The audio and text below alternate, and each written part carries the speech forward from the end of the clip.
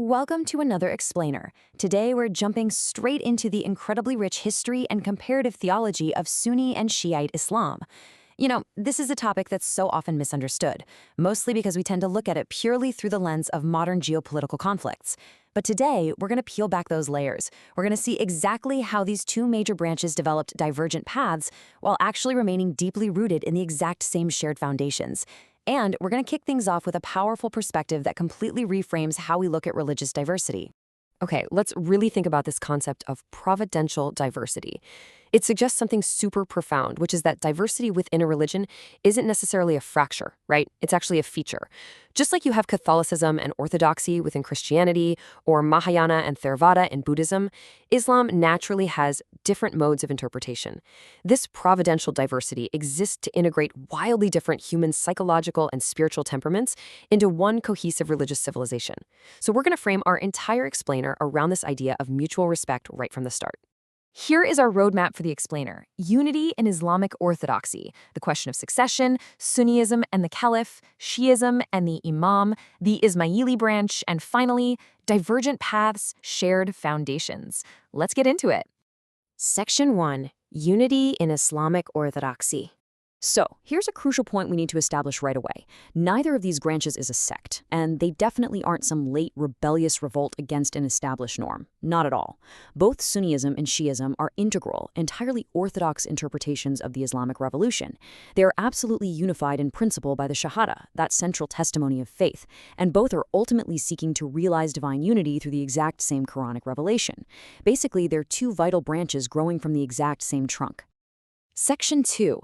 The question of succession. History really shifted on this single pivotal question. When the Prophet Muhammad passed away, it left a massive void. The community was suddenly staring down an unprecedented challenge. Who should legitimately lead them now?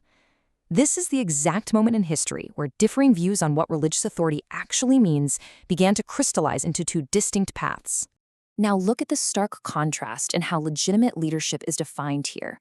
On the Sunni side, we have the Caliph. This role was primarily administrative and protective. It was a leader whose job was to rule the community and guard the divine law, the Sharia. But then on the Shiite side, we have the Imam. And this wasn't just an administrator. This had to be a member of the Prophet's own family, starting with Ali, who was viewed as the trustee of esoteric knowledge and the authoritative spiritual interpreter of the faith itself. Section 3. Sunniism and the Caliph. To really understand the Sunni Caliphate, we have to talk about this concept of nomocracy. In the Sunni view, the political theory was entirely based on the rule of law. So the Caliph wasn't some esoteric spiritual guide who could rewrite or internally interpret the religion. Instead, the Caliph's primary function was just to administer and guard the divine law that was already laid out. The ruler is subject to the law, protecting the boundaries of the community. And because authority wasn't vested in a single, spiritually infallible leader, Sunniism had to develop its authority through the consensus of the community, which is known as ijma. This led to a highly structured intellectual system. By the 9th century, they had actually established 4 major schools of law, and theologically, they became dominated by the Escherite school.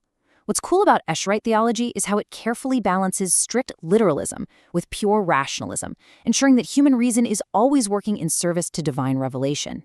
Section 4. Shiism and the Imam. Now, to truly grasp Shiism, you absolutely have to understand this delicate balance, the Zahir versus the Batin. While Sunniism places a heavy emphasis on the outward, literal law, that's the Zahir, Shiism argues that this outward law must be perfectly balanced with the Batin. The Batin is the inward, hidden, esoteric meaning of the revelation. And the big question is, who holds the key to this inward meaning? Well, for Shiites, it's the Imam.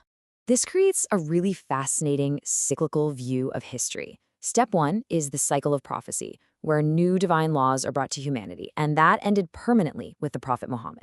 But step 2, the cycle of initiation, that continues. This cycle is led by the Imams, who are continuously initiating believers into the inner, esoteric meanings of the existing revelation. So the law itself is set in stone, but the deepening of its understanding, that is alive and ongoing. And the reason this ongoing initiation is possible is because Shiites believe the Imam carries what's known as the Muhammadan light. Now, this isn't just a poetic title. This light actually grants the Imam spiritual inerrancy, or isma. Since the Imam is spiritually protected from error, he serves as the absolute ultimate living authority on faith and the interpreter of religious sciences. Within the majority Twelver Shiite branch, This lineage is traced specifically through 12 imams. But historically, there was a massive shift with the belief that the 12th imam, the Mahdi, went into major occultation. Basically, this means he is hidden from the physical world, but he remains an ever-living spiritual presence, and the invisible ruler of the universe who will eventually return.